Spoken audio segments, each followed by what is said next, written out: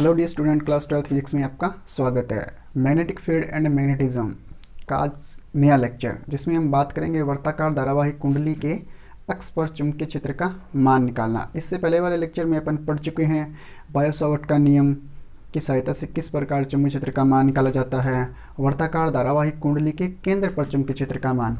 आज बात करेंगे वर्ताकार धारावाहिक कुंडली के अक्ष पर चुंबकीय क्षेत्र का मान। सबसे पहले तो वर्ताकार धारावाहिक कुंडली का अक्ष क्या होता है। मैं ये कहूँ कि मान लो कि मेरे पास कोई वर्ताकार धारावाहिक कुंडली है। मान लेता हूँ कि कोई मेरे पास में कैपिटल आर त्रिज्या की वर्ताकार धारावाहिक कुंडली है। कैपिटल आर त्रिज्या की वर्ताकार धारावाहिक कुंडली है। अक्ष क्या होता है? किसी कुंडली का अक्ष उस कुंडली के व्यास के साथ में ऑलवेज परपेंडिकुलर होता है, यानी कि इसके केंद्र से गुजरने वाली वो रेखा, वर्ताकार धारावाहिक कुंडली के केंद्र से गुजरने वाली वो रेखा जो हमेशा इसके व्यास के साथ में क्या होगा, 90 डिग्री का एंगल बनाएगा। जैसे मान लो कि मैं ये कहूँ कि ये कोई वर्ताकार धारावाहिक कुंडली है, ये मान लो कि वो रेखा है जो इसके एकदम केंद्र से गुजर रही है, तो ये व्यास के साथ में ऑलवेज कितने डिग्री का एंगल बनाएगा, 90 डिग्री का एंगल बनाएगा। अगर मैं ये कहूँ कि मान लो कि इस वर्ताकार धारावाहिक कुंडली को मैं इस प्रकार रख देता हूँ, ऐसे इस प्रकार रखा। जैसे मान लो कि मैं ये कहूँ कि ये कोई वर्ताकार धारावाहिक कुंडली है, ये इसका सेंटर हो गया।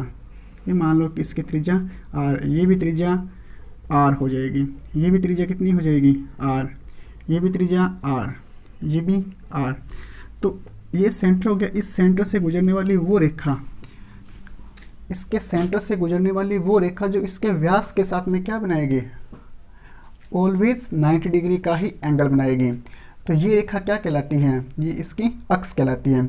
अगर मैं ये कहूँ कि इस वर्ताकार धारावाहिक कुंडली के अंदर आई एम्पियर की धारा प्रवाहित हो रही है, जैसे इस कुंडली के अंदर आई एम्पियर की धारा प्रवाहित होगी, तो इस कुंडली में आई एम्पियर की धारा प्रवाहित होगी, तो इसके चारों ओर क्या उत्पन्न हो जाएगा, चुंबकीय क्षेत्र उत्पन्न हो जाएगा। तो इसके अक्ष पर मान लो कि कोई बिंदु है, कहीं भी हो सकता है इसके अक्ष पर, तो इन बिंदुओं पर अपने को क्या निकालना है, चुंबकीय क्षेत्र का मान निकालना है। स्टूडेंट, मान लेता हूँ कि मेरे पास में कोई आर त्रिज्या की वर्ताकार धारावाहिक कुंडली है, जिस पर अपने को क्या निकालना है, चुंबकीय क्षेत्र का मान निकालना है। ये लो कोई कैपिटल आर त्रिज्या की वर्ताकार धारावाहिक कुंडली ली गई है।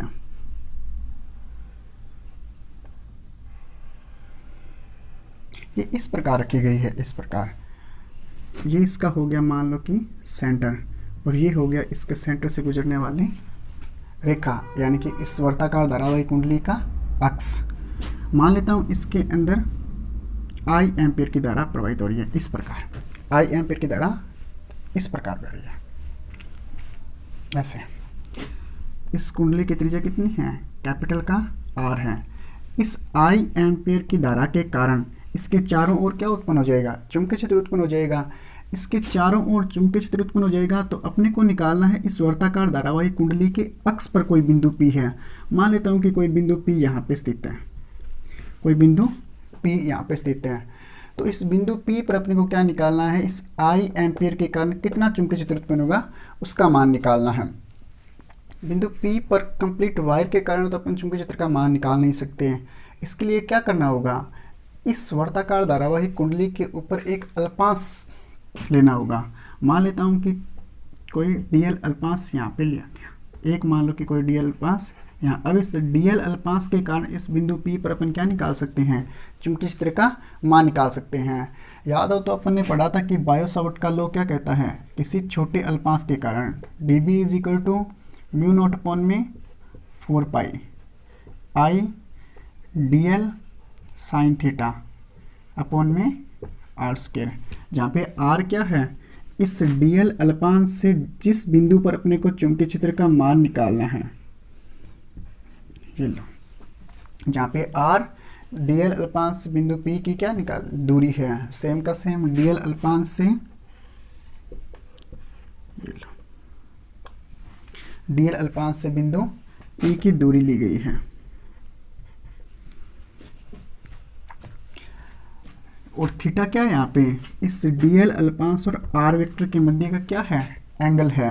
अगर इसको मैं सदिश रूप में लिखूं तो अगर याद हो तो d B vector is equal to अपन ने पढ़ा था म्यू नोट अपॉन में 4 pi I d l cross r vector upon में आर की क्यूब।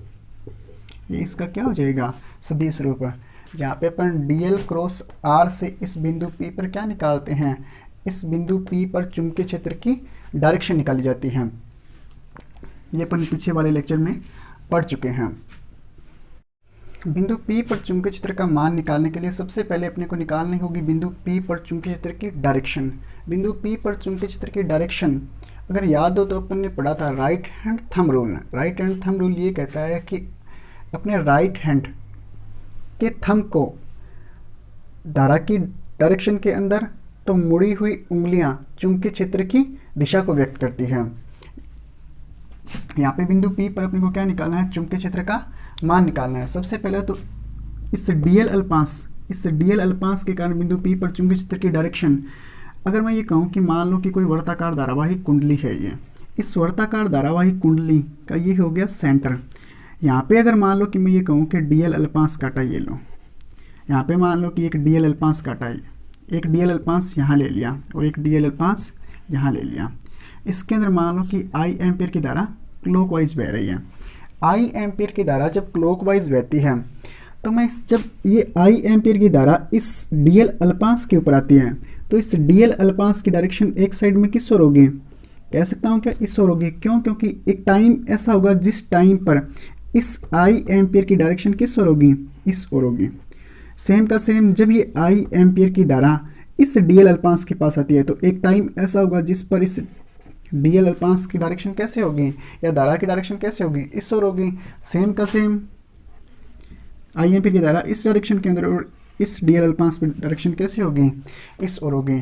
इसी प्रकार अगर मैं ये कहूँ कि इस वर्ताकार धारावाही कुंडली के अंदर आई एम्पियर की धारा इस प्रकार बह रही है, जब ये धारा इस प्रकार होगी तो डीएल अल्पांश कहाँ, एकदम टॉप पे होगा। इस टॉप के ऊपर मैं ये कहूँ कि ऐसे बह रही है तो डायरेक्शन किस ओर होगी, एक टाइम पे अंदर की ओर होगी। सेम का सेम अंदर की ओर। और इस डीएल अल्पांश के कारण डायरेक्शन कैसे होगी, नीचे की ओर, यानी कि इस ओर बाहर की ओर आता हुआ। यहाँ पे कैसे होगी डायरेक्शन, अंदर की ओर, और यहाँ पे डायरेक्शन बाहर की ओर होगी।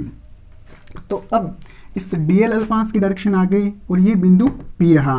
बायो-सावर्ट लॉ ये कहता है कि डायरेक्शन, मैं ये कहूँ कि ये डीएल अल्पांश आर वेक्टर अपन ने पढ़ा है क्रॉस प्रोडक्ट, कि अगर मैं ये कहूँ कि A is equal to B cross C है तो ये जो B होता है ये A के भी क्या होता है, परपेंडिकुलर होता है, और A परपेंडिकुलर किसके होता है, C के भी परपेंडिकुलर होता है, यानी कि 90 डिग्री के बराबर होता है। तो यहाँ से इस क्रॉस प्रोडक्ट से अपन क्या बोल सकते हैं कि ये जो DB होता है ये DL के भी क्या होगा, परपेंडिकुलर होगा, और ये DB किसके, R वेक्टर के भी क्या होगा, परपेंडिकुलर होगा। जैसे मैं ये कहूँ कि राइट हैंड का thumb rule, right hand thumb rule, अंगूठा धारा की डायरेक्शन के अंदर, अंगूठा जब धारा की डायरेक्शन के अंदर रहता है तो मुड़ी हुई उंगलियां चुंबकीय क्षेत्र की डायरेक्शन को डिनोट करती हैं। ये जो उंगलियां होती है ये हमेशा आर वेक्टर के परपेंडिकुलर होती है। जैसे ये देखो, मैं ये कहूँ कि डीएल अल्पांश की डायरेक्शन कैसे है, अंदर की ओर, डीएल अल्पांश की डायरेक्शन अंदर की ओर हो गई। आर वेक्टर, ये रहा आर वेक्टर, तो डीएल और आर वेक्टर के मध्य एंगल कितना है, 90 डिग्री है। सेम का सेम डीएल अंदर की ओर, ये आर वेक्टर, तो डीएल और आर वेक्टर के मध्य एंगल कितना हो जाएगा, 90 डिग्री हो जाएगा। तो थीटा की वैल्यू कितनी आ गई यहाँ से, d B is equal to mu naught upon में 4 pi I d l sine 90 degree upon में आर स्क्वेयर। यहाँ से डी बी का मान कितना आ गया, म्यू नोट अपॉन में 4 pi I d L upon में आर स्क्वेयर। इसको दे लो अपना समीकरण नंबर 1। ये तो आया इस एक डीएल अल्पांश के कारण, यानी कि इस डीएल अल्पांश के कारण बिंदु P पर कितना चुंबकीय क्षेत्र होगा। अगर मैं ये कहूँ कि इस कंप्लीट वायर के कारण जो परिणामी चुंबकीय क्षेत्र आएगा वो किस प्रकार आएगा, इस बिंदु P पर क्या निकालते हैं, इस डीएल अल्पांश के कारण इस चुंबकीय क्षेत्र की डायरेक्शन किस ओर होगी। मैं ये कहूँ कि राइट हैंड थंब रूल ये कहता है कि अंगूठा धारा की डायरेक्शन के अंदर, तो मुड़ी हुई उंगलियां चुंबकीय क्षेत्र की दिशा को व्यक्त करती हैं। इस डीएल अल्पांश पर अंगूठा धारा की दिशा के अंदर आर वेक्टर की किस ओर है, इस ओर, और बिंदु पी यहाँ पे है, तो उंगलियों को क्या करो 90 डिग्री एंगल पे मोड़ो। क्यों मोड़ो 90 डिग्री एंगल पे? क्योंकि क्या कहता है डीबी सदिश रूप, बायोसाउट का सदिश रूप ये कहता है कि जो डीबी होता है वो डीएल के भी क्या होता है 90 डिग्री यानी कि परपेंडिकुलर होता है, और ये डीबी किसके आर वेक्टर के भी क्या होता है परपेंडिकुलर होता है। तो यहाँ से डीएल अल्पांश यानी कि धारा की दिशा के अंदर, अंगूठा धारा की दिशा के अंदर ये रहा आर वेक्टर, डीएल और आर वेक्टर के मध्य एंगल 90 डिग्री। लेकिन इस बिंदु पी पर क्या निकालना है अपने को, चुंबकीय क्षेत्र निकालना है। तो राइट हैंड थंब रूल, अंगूठे को धारा की दिशा में रखो और ये लो बिंदु पी यहाँ पे है इस साइड, उंगलियों को 90 डिग्री एंगल पे कर्ल कर दो यानी कि इस प्रकार। तो मैं कह सकता हूँ क्या, जो बिंदु पी है इसके लिए जो चुंबकीय क्षेत्र आएगा डीबी, यानी कि इस डीएल अल्पांश के कारण जो चुंबकीय क्षेत्र आएगा वो कितना डिग्री का होगा, ये हो जाएगा 90 डिग्री एंगल। यानी कि इस डीएल अल्पांश के कारण, इस डीएल अल्पांश में जो आई एम्पियर की धारा प्रवाहित हो रही है, ये लो, इस डीएल अल्पांश के अंदर जो आई एम्पियर की धारा प्रवाहित हो रही है, इस आई एम्पियर की धारा के कारण इस बिंदु पी पर जो चुंबकीय क्षेत्र की डायरेक्शन होगी किस ओर होगी, इस ओर होगी। सेम का सेम इस डीएल अल्पांश पर चुंबकीय क्षेत्र की दिशा किस ओर है, आई एम्पियर की धारा किस ओर है, बाहर की ओर, आई एम्पियर की धारा बाहर की ओर, और ऊपर अंदर की ओर, नीचे की ओर। तो इस डीएल अल्पांश के लिए क्या निकालूंगा, right hand thumb rule. Right hand thumb rule अंगूठा धारा की दिशा के अंदर, ये लो अंगूठा धारा की दिशा में उंगली आर वेक्टर, ये लो मुड़ी हुई उंगलियां किसको व्यक्त करती है, चुंबकीय क्षेत्र की दिशा को व्यक्त करती है। तो ये लो डीएल अल्पांश के लिए आई एम्पियर ये रहा, ये आर वेक्टर, तो इससे 90 डिग्री एंगल पे ये आई एम्पियर, ये आर वेक्टर, ये लो 90 डिग्री एंगल पे। तो क्या हो जाएगा, इस डीएल अल्पांश में अगर आई एम्पियर की धारा प्रवाहित हो रही है तो इसके लिए 90 डिग्री क्या हो जाएगा, ये लो ये हो जाएगा 90 डिग्री। इस डीएल अल्पांश के कारण इस बिंदु पी पर चुंबकीय क्षेत्र की डायरेक्शन किस ओर होगी, इस साइड में होगी। इसको क्या करो, घटकों में विभाजित कर लो। घटकों में विभाजित करने के लिए ये लो एक परपेंडिकुलर लाइन ड्रॉ करते हैं इसके ऊपर। मान लेता हूँ सबसे पहले क्या करो, ये एंगल निकालना है अपने को, ये एंगल निकालना है। मान लेता हूँ कि ये कितना हो गया थीटा, ये भी कितना हो गया थीटा। अगर ये थीटा है तो ये भी कितना हो जाएगा, थीटा हो जाएगा। ये कंप्लीट यहाँ से लेके यहाँ तक कितना है 90 डिग्री है। Theta theta two theta minus 90 यानी कि 90 माइनस ये कितना हो गया 90 माइनस 2 थीटा। सेम का same theta theta two theta और ये टोटल कितना है 90, तो ये कितना आ गया 90 माइनस 2 थीटा। अपने को ये एंगल निकालना है, इसको मान लो कितना है ये x। सेम का सेम ये भी कितना हो जाएगा x। ये टोटल यहाँ से लेके यहाँ तक यानी कि इस लाइन यानी कि ये कितना हो गया टोटल 90 डिग्री। इसको कंप्लीट जोड़ दो कितना हो जाएगा x plus 90 minus 2 theta plus में थीटा इज इक्वल टू कितना है 90। 90 से 90 कैंसिल, थीटा में से एक थीटा गया, x minus theta is equal to 0। x बराबर कितना आ गया थीटा। ये लो तो ये कितना आ गई वैल्यू 30। सेम का सेम ये भी कितना हो गया थीटा हो गया। क्या करो इसको घटकों में विभाजित करो। ये dB इस dB का थीटा की साइड कितना होगा घटक dB कोस थीटा। सेम का सेम ये dB है, इसका थीटा के साइड में कितना हो जाएगा dB कोस थीटा हो जाएगा। इसका इस साइड कितना हो जाएगा dB साइन थीटा। सेम का सेम इसका इस साइड भी कितना हो जाएगा dB साइन थीटा हो जाएगा।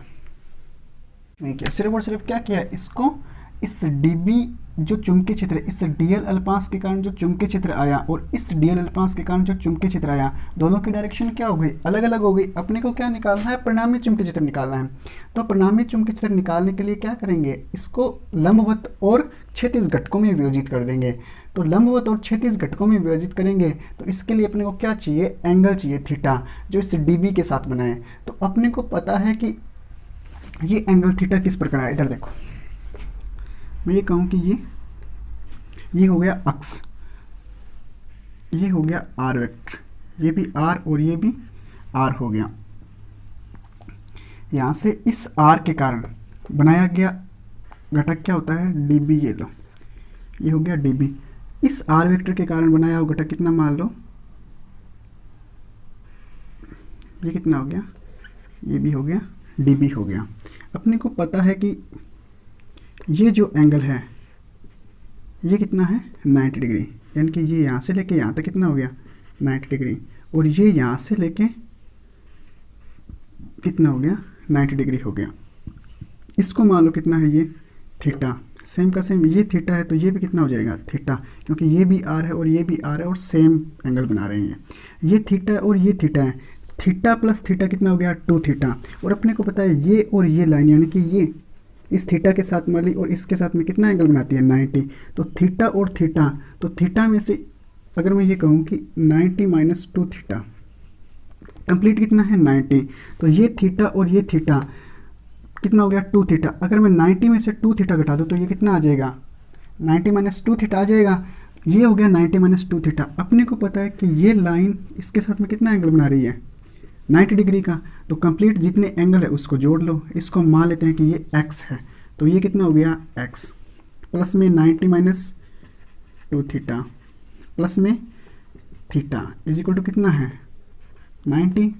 ये लो 90 से 90 कैंसिल, थीटा में से एक गया x minus theta is equal to 0, x बराबर कितना आ गया थीटा। तो ये वैल्यू कितनी आ गई थीटा आ गई। सेम का सेम ये वैल्यू कितनी आ गई थीटा।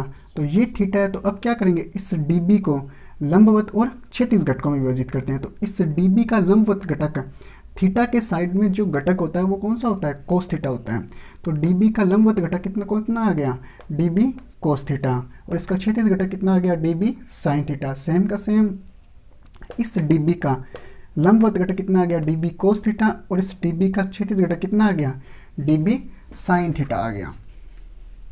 घटकों के अकॉर्डिंग जो परिणामी चुंबकीय क्षेत्र है, यानी कि dl अल्पांश के कारण जो बिंदु P पर परिणामी चुंबकीय क्षेत्र है, लंबवत घटक dB कोस थीटा और dB कोस थीटा दोनों के डायरेक्शन विपरीत होने के कारण, कहने का मतलब ये dl अल्पांश इसके जस्ट सामने वाला जो dl अल्पांश है इसके लिए परिणाम जो dB कोस थीटा यानी कि लंबवत घटक आया वो क्या हुआ इसके परिमाण में तो होगा समान, लेकिन इसकी डायरेक्शन क्या हो जाएगी विपरीत हो जाएगी।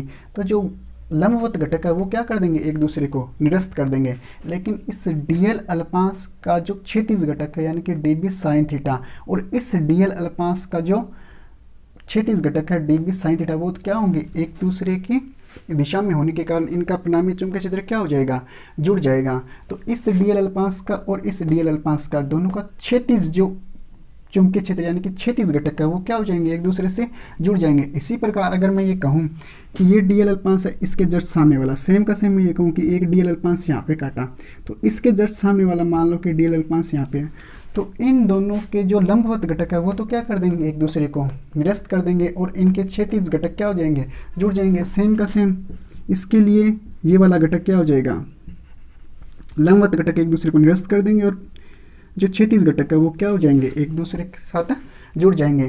तो कंप्लीट वायर के कारण जो परिणामी चुंबकीय क्षेत्र है, यानी कि अगर मैं इस कंप्लीट वायर पर अल्पांश काटूं यानी कि dl अल्पांश लूं तो जो परिणामी चुंबकीय क्षेत्र आएगा इस बिंदु P पर, परिणामी चुंबकीय क्षेत्र का मान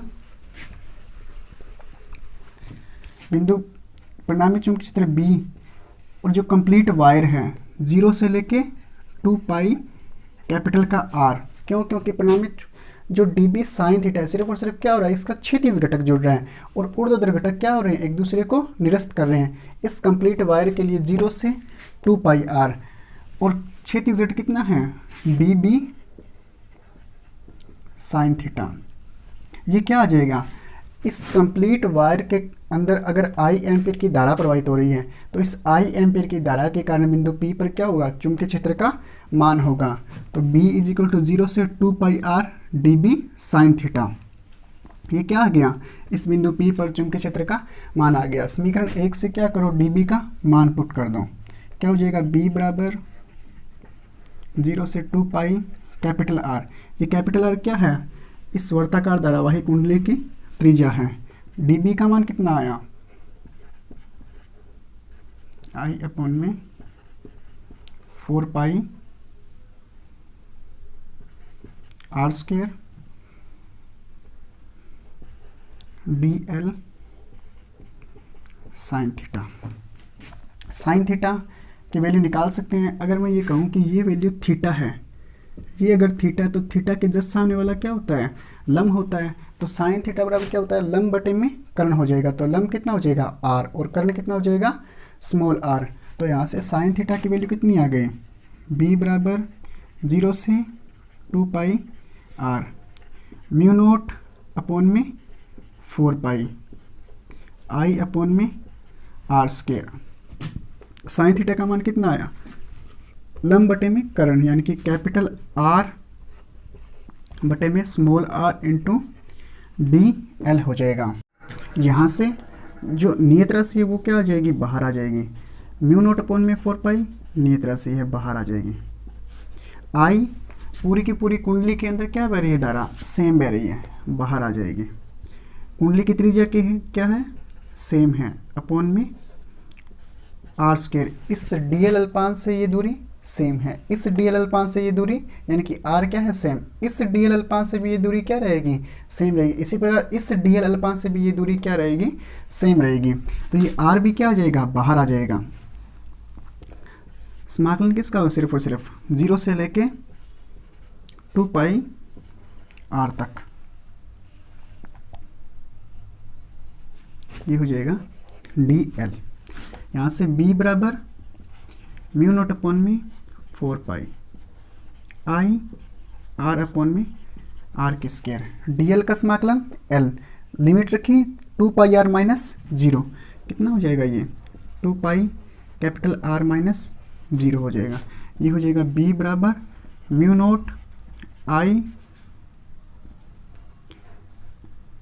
आर अपॉन में 4 पाई आर की स्क्वायर इंटू 2 पाई कैपिटल का आर। 1 पाई से 1 पाई कैंसिल, 2 से 2 कैंसिल, क्या बचेगा, b बराबर म्यू नोट अपॉन में 2 आई आर की स्क्वायर अपॉन में आर की स्क्वायर। यहाँ से आर की वैल्यू निकालते हैं। आर की वैल्यू कितनी आ जाएगी, अगर मैं ये कहूँ कि कर्ण स्क्वायर बराबर लंब स्क्वायर प्लस में आधार स्क्वायर, थीटा के जस्ट सामने वाला क्या हो जाएगा, लंब हो जाएगा। तो यहाँ से पाइथागोरस प्रमेय क्या कहता है, कर्ण स्क्वायर बराबर लंब स्क्वायर प्लस में आधार स्क्वायर। कर्ण कितना है, आर, तो आर के स्क्वायर बराबर आर स्क्वायर प्लस में एक्स स्क्वायर। आर बराबर कितना आ जाएगा, आर स्क्वायर प्लस में एक्स स्क्वायर का अंडर रूट हो जाएगा। अंडर रूट यानी कि आर का मान कितना आ गया, आर स्क्वायर प्लस में एक्स स्क्वायर का अंडर रूट। लेकिन यहाँ से ये आर की स्क्वायर प्लस इंटू आर, ये कितना हो गया, आर की क्यूब हो जाएगा। और ये भी कितना हो जाएगा, आर की क्यूब। सेम का सेम ये भी कितना हो जाएगा, आर की क्यूब हो जाएगा, क्योंकि r square into r, r की क्यूब। तो ये कितना आ जाएगा, आर की क्यूब हो जाएगा। यहाँ से b बराबर म्यू नोट आई आर की स्क्वायर अपॉन में 2। आर का मान कितना है, आर स्क्वायर प्लस में x square, r square plus में एक्स स्क्वायर का अंडर रूट की पावर कितनी आ गई, 3। तो यहाँ से b बराबर कितना आ गया मान, म्यू नोट आई आर की स्क्वायर अपॉन में 2 आर स्क्वायर प्लस में एक्स स्क्वायर की पावर 3/2। ये क्या है, b अक्स, यानी कि इस कंप्लीट धारावाहिक कुंडली के अक्ष पर कोई बिंदु P स्थित है, यानी कि इस जीरो सेंटर O से x दूरी पर कोई बिंदु P स्थित है। इस x दूरी पर कोई बिंदु P पर चुंबकीय क्षेत्र का मान है mu naught I are square upon में 2 आर स्क्वायर प्लस में एक्स स्क्वायर की पावर 3/2। ये कहूँ कि जैसे जैसे बिंदु P का मान चेंज होता है, यानी कि जैसे जैसे बिंदु P की स्थिति चेंज होती है, वैसे वैसे क्या होगा, चुंबकीय क्षेत्र का मान भी चेंज होगा। जैसे जैसे बिंदु P का मान चेंज होता है, यानी कि किसकी वैल्यू चेंज हो रही है, x का मान चेंज हो रहा है। x का मान चेंज होगा तो b का मान भी चेंज होगा। अगर x का मान बढ़ता है, अगर क्या हो रहा है, x का मान बढ़ रहा है, x का मान बढ़ेगा यानी कि ये वैल्यू बढ़ेगा, तो ये b का मान क्या होगा, कम होगा। लेकिन अगर मैं ये कहूँ कि x का मान कम हो रहा है, अगर x का मान कम हो रहा है तो b का मान क्या हो जाएगा, अधिक होगा। x का मान कम करना है, x का मान कम हो रहा है, यानी कि बिंदु P सेंटर की तरफ खिसक रहा है। अगर x का मान कम होता होता यानी कि एकदम कहाँ पे आ जाए, सेंटर पे आ जाए। अगर बिंदु P सेंटर पे होगा, बिंदु P अगर सेंटर पर होगा यानी कि x का मान कितना आ गया 0। जैसे ही x का मान क्या हो जाएगा 0 हो जाएगा, x का मान 0 होगा तो b का मान कितना आ जाएगा, b केंद्र कितना हो जाएगा mu naught I are square upon में 2r स्क्वायर प्लस में x यानी कि x का मान कितना आ गया 0, तो r स्क्वायर की पावर 3/2, 2 से 2 कैंसिल, r की क्यूब यानी कि b केंद्र पर कितना आ गया चुंबकीय क्षेत्र, r की क्यूब स्क्वायर से कैंसिल हुआ, म्यू नोट आई अपॉन में 2r, जो कि क्या है बी केंद्र यानी कि सेंटर पर क्या होगा चुंबकीय क्षेत्र का मान हमेशा ज़्यादा होगा, यानी कि सेंटर पर मैक्सिमम वैल्यू होगी। किसकी वैल्यू मैक्सिमम होगी, इस आई एम्पेयर की धारा, यानी कि जब आई एम्पेयर की धारा किसी कुंडली के अंदर बह रही है तो उसके सेंटर पर हमेशा क्या होगा चुंबकीय क्षेत्र का मान ज़्यादा होगा। कहूँ कि अगर मान लो कि ये बिंदु P की स्थिति चेंज होती होती x बराबर r यानी कि इसकी त्रिज्या के इक्वल आ जाए, जैसे मैं ये कहूँ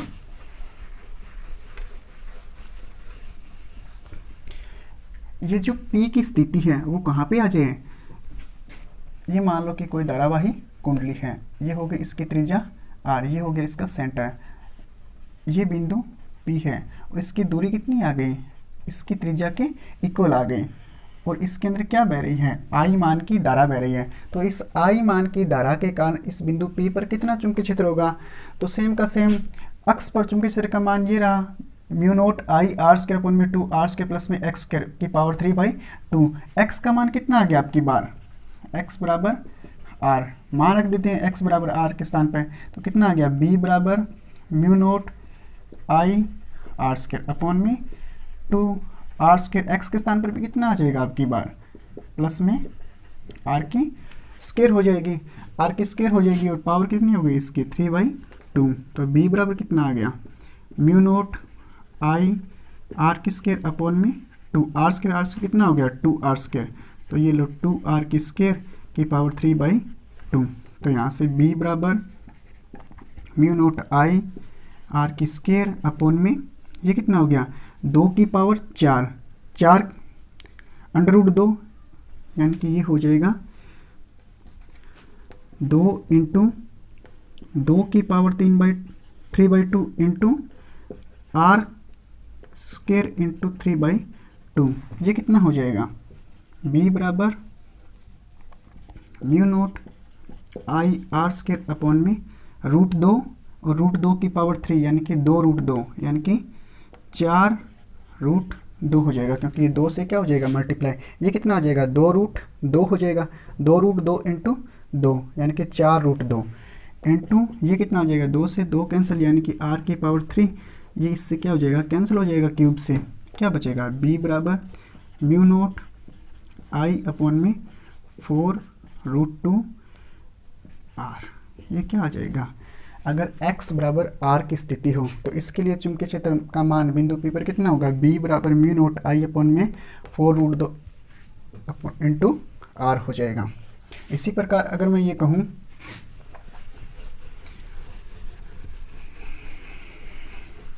इसी प्रकार अगर स्थिति क्या हो x बराबर r ने हो कि x बराबर कितनी हो r/2 हो, x बराबर r/2 की स्थिति हो तो क्या हो जाएगा सेम का सेम b बराबर म्यू नोट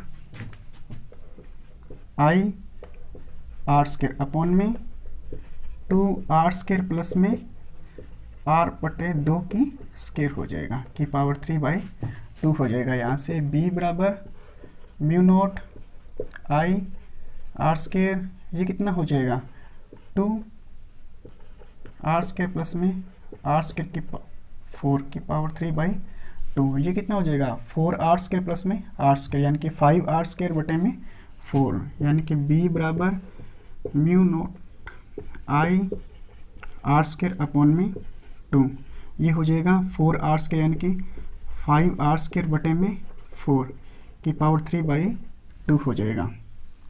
यहाँ से इसको सॉल्व करता हूँ तो ये कितना आ जाएगा b बराबर mu naught I are square, ये सेम का सेम 2 की पावर 3 यानी कि 8 ये हो जाएगा 2√5 इंटू आर के क्यूब बटे में 2 यानी कि 8। ये हो जाएगा b बराबर म्यू नोट आई आर की स्क्वायर बटे में ये 2 से ये कैंसिल हो जाएगा, ये हो जाएगा 4। कितना हो जाएगा 4 ऊपर चला जाएगा, बटे में कितना है 5√5 और ये आर स्क्वायर से एक आर कैंसिल, कितना हो जाएगा ये हो जाएगा आर की क्यूब, आर स्क्वायर से एक आर कैंसिल, b बराबर 4/5√5 म्यू नोट I/में r। ये क्या आ जाएगा, अगर मान लो कि स्थिति हो x यानी कि बिंदु P खिसकता हुआ x बराबर कितना आ जाए, इसकी त्रिज्या के आधे पे आके ठहर जाए, तो बिंदु P पर कितना चुंबकीय क्षेत्र होगा, b बराबर 4/5√5 म्यू नोट I/में r हो जाएगा। इसको आगे सॉल्व करूं तो ये कितना हो जाएगा, यहाँ से इसको 2 से मल्टीप्लाई करते हैं, 2 से मल्टीप्लाई किया यानी कि b बराबर 2 से मल्टीप्लाई करूंगा, 4 को 2 से मल्टीप्लाई किया 8/में 5√5 म्यू नोट I/में r। इसको 2 से मल्टीप्लाई किया तो 8, तो इसको भी क्या करना पड़ेगा 2 से मल्टीप्लाई करना पड़ेगा। ये समीकरण नंबर 1 है, इसको समीकरण नंबर 2 दो, तो समीकरण नंबर 2 क्या है, b केंद्र म्यू नोट I/में 2r, म्यू नोट I/में 2r का ये मान इसके अंदर रख दूँ म्यू नोट I/में 2r के स्थान पर, तो b अगर x बराबर r/2 की स्थिति हो तो कितना आ जाएगा 8/में 5√5 और ये कितना है b केंद्र की स्थिति आ जाएगी। ये क्या आ गया, एक संबंध आ गया। इसी के साथ आज का लेक्चर समाप्त करते हैं। Thanks for watching my videos.